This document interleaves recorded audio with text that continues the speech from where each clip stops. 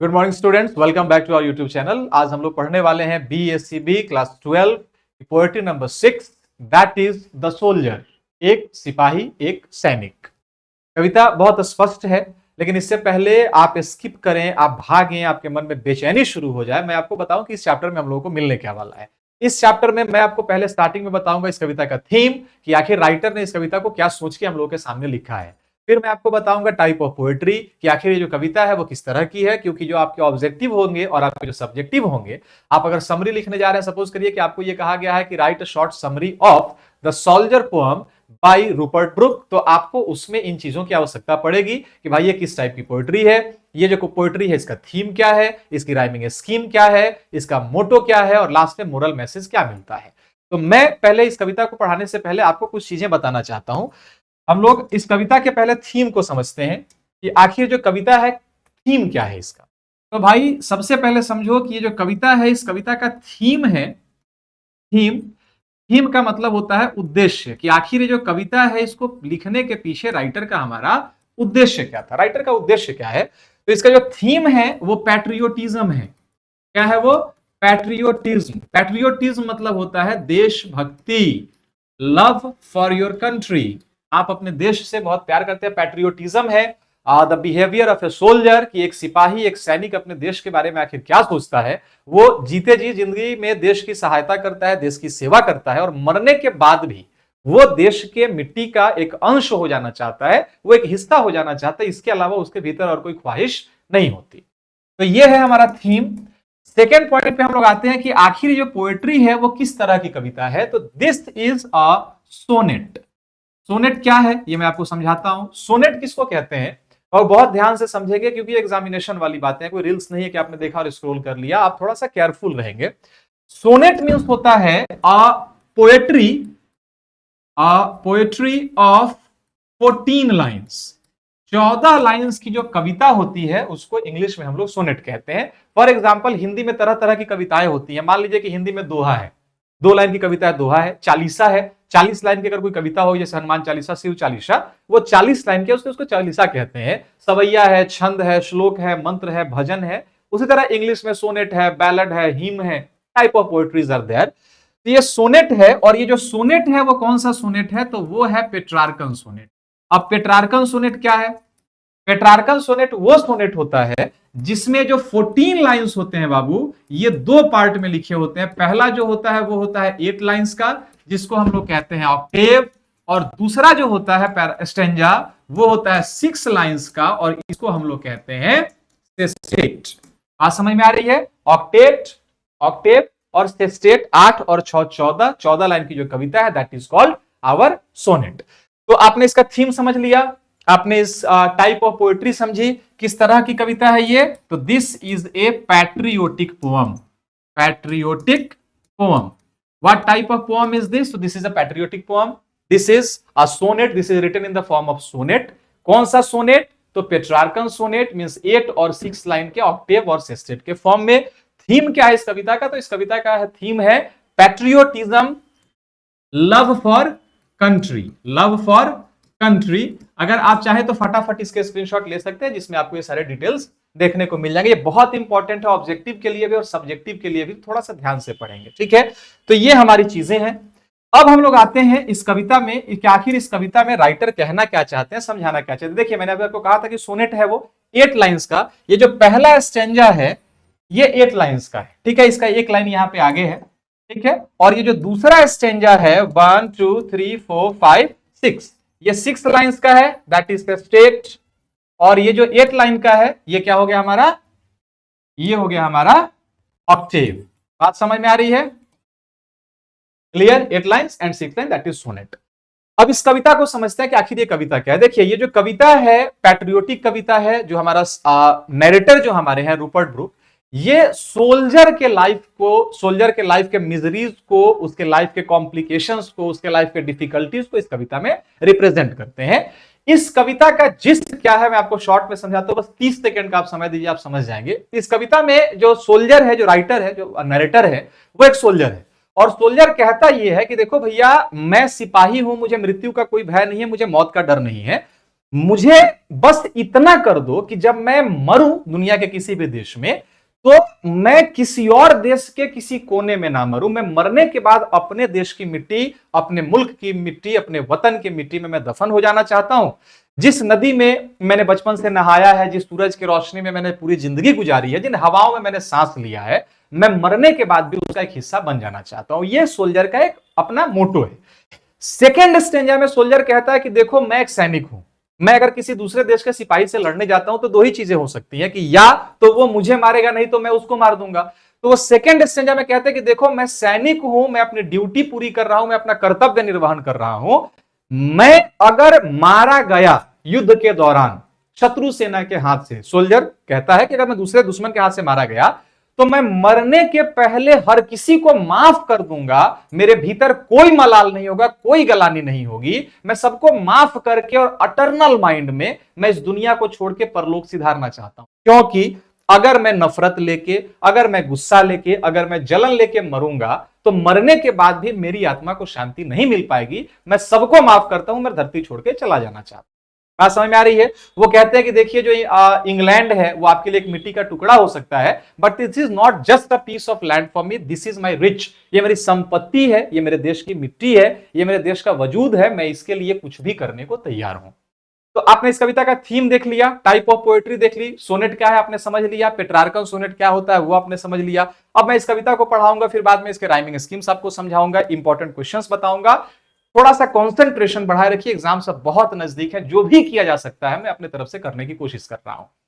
तो शुरुआत में जो ऑक्टेट वाला स्टेंजा है, जो पहले 8 लाइंस हैं, इसमें सुनेंगे नरेटर क्या कहते हैं। देखिए, आई का इस्तेमाल किसके लिए हुआ है? तो आई का इस्तेमाल हुआ है इसके लिए, सोल्जर के लिए। बिहार बोर्ड 12 में ऐसे क्वेश्चंस पूछते हैं कि आपको 2 लाइन दे देगा, उसमें लिखा होगा if I should die think this of me वगैरह लाइन दिया रहेगा, और नीचे एक ऑब्जेक्टिव में क्वेश्चन रहेगा हुम is I used for in this line. इस कविता में आई का इस्तेमाल किसके लिए किया गया है? तो भाई बड़ी सिंपल सी बात है, जब सोल्जर अपने मन की बात को कह रहा है तो ऑब्वियस सी चीज है कि जो आई है सोल्जर के लिए, सैनिक के लिए ही इस्तेमाल किया गया। इसमें बहुत बड़ा कोई रॉकेट साइंस नहीं है, समझेंगे चीजों को। ये सोल्जर कहता है कि इफ आई शुड डाई, अगर मैं कभी मरूं, think only this of me, तो मैं सिर्फ इतना ही सोचता हूं, that there is some corner of a foreign field that is for ever England. तो अगर मैं कभी मरूं तो मैं बस इतना सोचता हूं, मुझे मृत्यु का भय नहीं है। जिस दिन मैंने सेना ज्वाइन की थी, सर पे कफन बांध लिया था। अगर मैं कभी मरूं तो मैं सिर्फ इतना सोचता हूं कि मैं किसी और जगह पे ना मरूं, अपने देश इंग्लैंड के ही किसी कोने में अपनी सांसें तोड़ दूं। वो किसी देश, मेरे देश का ही कोना होना चाहिए। आगे कहते हैं कि there shall be in that rich earth a richer dust concealed. ये जो मेरी देश की मिट्टी है, ये मेरा वजूद है, ये सिर्फ मिट्टी नहीं है, रिचेस है, मेरे लिए संपत्ति है। और इस मिट्टी के कण कण के भीतर मेरे लिए संपत्ति है। भाई, जननी जन्मभूमि से स्वर्गादपि च गरीयसी, माता के लिए और मातृभूमि के लिए स्वर्ग को भी लात मार देना चाहिए। ये थिंकिंग रही है शुरू से लोगों की। तो ये कहते हैं कि there is some, there shall be in that rich earth a richer dust concealed. उस मिट्टी में, वो सिर्फ मिट्टी नहीं है, उसके भीतर संपत्ति है मेरे लिए। ए डस्ट हुम England bore shaped made aware. ये वो मिट्टी है जिस मिट्टी के कण कण में इंग्लैंड बसता है। मिट्टी के कण कण से मिलकर इंग्लैंड बना हुआ है, इसने मुझे शेप दिया है। बात को समझेंगे, मेरे भीतर, यहां बोर का मतलब आप देखिए, बियर वर्ड होता है, BEAR। बियर का मतलब होता है जन्म देना। ये बियर का पास्ट पार्टिसिपल है बोर। ध्यान देंगे बहुत आराम से, बियर का पास्ट पार्टिसिपल है बोर। ये कहते क्या है? ये डस्ट हुम England bore shaped made aware. ये सिर्फ मिट्टी का टुकड़ा नहीं है, मिट्टी का कण नहीं है, ये वो मिट्टी का कण है जिसके कण से मैं बना हूं, मेरा शेप बना है, मैंने जन्म लिया है। या ये वो मिट्टी का कण है जिसके कण कण को मिला के इंग्लैंड बना है, इंग्लैंड ने शेप लिया है और इंग्लैंड ने जन्म लिया है। दोनों की चीजें तो बिल्कुल एटॉमिक लेवल पे सेम ही है। मैं भी इसी मिट्टी से बना हूं, मेरा देश भी इसी मिट्टी का बना हुआ है। Gave once her flowers to love her ways to roam, a body of England is breathing English air.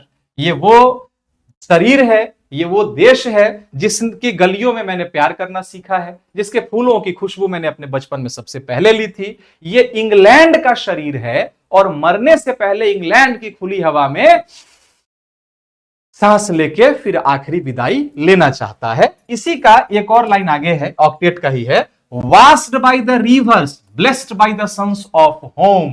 जिस मिट्टी में, जिस सूरज की रोशनी में मुझे आखिरी बार घुमाया जाए, वो सूरज की रोशनी मेरे अपने देश की हो, और जिन नदियों में मुझे नहलाया जाए वो कहीं और की नदी ना हो, मेरे अपने देश, मेरे अपने मुल्क इंग्लैंड की हो। इट मींस ये जो पहले 8 लाइंस हैं, जो पहला जो ऑक्टेट है, जो पहला स्टैंजा है, इससे इंग्लैंड का जो सोल्जर है, soldiers love and respect for the country, ये जो सिपाही है, जो सैनिक है, उसका प्रेम और उसका सम्मान देश के प्रति निकल के सामने आता है। वो कहता है कि मिट्टी ही मेरे लिए संपत्ति है, आपके लिए संपत्ति जो होगा सो होगा, मेरे लिए तो भैया यही मिट्टी मेरी संपत्ति है। तो उसका रेस्पेक्ट, उसका लव निकल के सामने आता है। अब हम लोग आते हैं स्टेंजा नंबर 2 पे, सेस्टेट पे। ठीक है, सेस्टेट में पहले उसने देश के प्रति क्या आकर्षण है, क्या लगाव है, उसने बता दिया।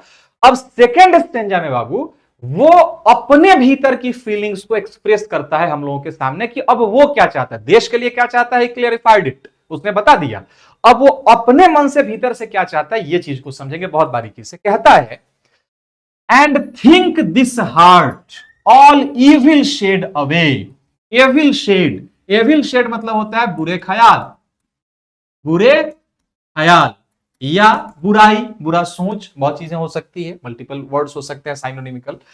ये कहता है, and think this heart all evil shed away, और मैं अपने इस दिल से हर बुरे ख्याल को निकालना चाहता हूं। एक सिपाही का प्रेम देखिए, देशभक्ति देखिए, कि वो मरने जा रहा है देश के प्रति, लेकिन ना देश के प्रति गलत ख्याल रखूंगा, ना मुझे मारने वाले के प्रति मैं गलत ख्याल रखूंगा, मैं अपने मन से हर बुरे ख्याल को बाहर निकाल फेंकता हूं। क्लियर है?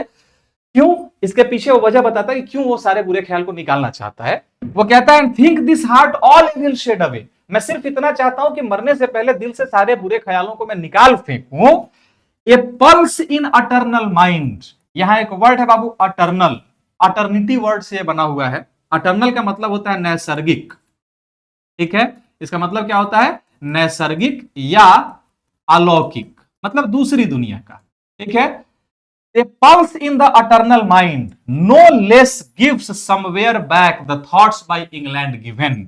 मैं अपने इन तीनों लाइन को फिर से एक बार पढ़ेंगे। And think this heart all evil shed away, दिल में इतना सोचता हूं कि बस सारे बुरे ख्यालों के निकाल को बाहर फेंक सकूं।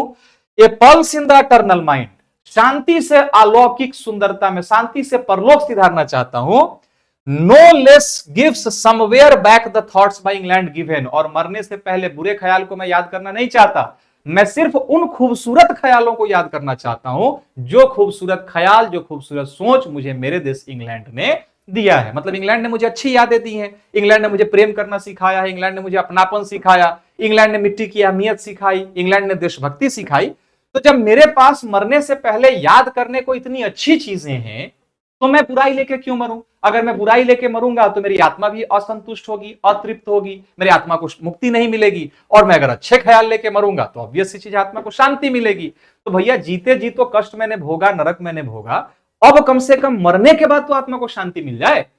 तो ये कहते हैं कि no where back the thoughts England given, मैं सिर्फ उन ख्यालों को याद करना चाहता हूं जो ख्याल मुझे मेरे इंग्लैंड ने दिए हैं। हर साइट एंड साउंड, इंग्लैंड के दृश्य, इंग्लैंड की आवाजें, ये सब याद करना चाहते हैं। मैं इंग्लैंड के दृश्य याद करना चाहता हूं, इंग्लैंड की आवाजें याद करना चाहता हूं। ड्रीम्स हैप्पी एज हर डे, मैं इंग्लैंड के खूबसूरत दिन को, रात में देखेगा खूबसूरत और प्यारे सपनों को याद करना चाहता हूं। मेरे पास बहुत सी अच्छी चीजें भी हैं याद करने के लिए। ठीक है, and laughter learn of friends, मैंने इंग्लैंड में अपने दोस्तों से जो हंसी सीखी है, जो खिलखिलाना सीखा है, मैं उसको याद करना चाहता हूं। एंड जेंटलनेस, इंग्लैंड ने मुझे जो जेंटलनेस दिया है, जो मासूमियत दी है, मैं उसको याद करना चाहता हूं। In hearts at peace under English heaven, और इन खूबसूरत चीजों को, खूबसूरत दृश्यों को याद करता हुआ मैं इंग्लैंड के आसमान में स्वर्ग का एक हिस्सा बन जाना चाहता हूं। इट मींस सेकेंड स्टेंजा में हम लोग ये देखेंगे कि राइटर अपने ख्याल बताता है। वो कहता है कि मैं बुरे किसी ख्याल को याद करना नहीं चाहता, भैया मरने से पहले मैंने सबको माफ किया, आप मुझे माफ कर दो। मैं मरने से पहले इंग्लैंड के खूबसूरत दिन, खूबसूरत रातें, दोस्ती, प्रेम, अपनापन, मोहब्बत, खूबसूरती, इन सबको याद करके मरना चाहता हूं ताकि मरने के बाद भी मेरे आत्मा को कम से कम शांति मिल सके। ठीक है, इंग्लैंड ने इनको क्या क्या दिया है? तो इंग्लैंड ने इनको क्या क्या दिया है बाबू?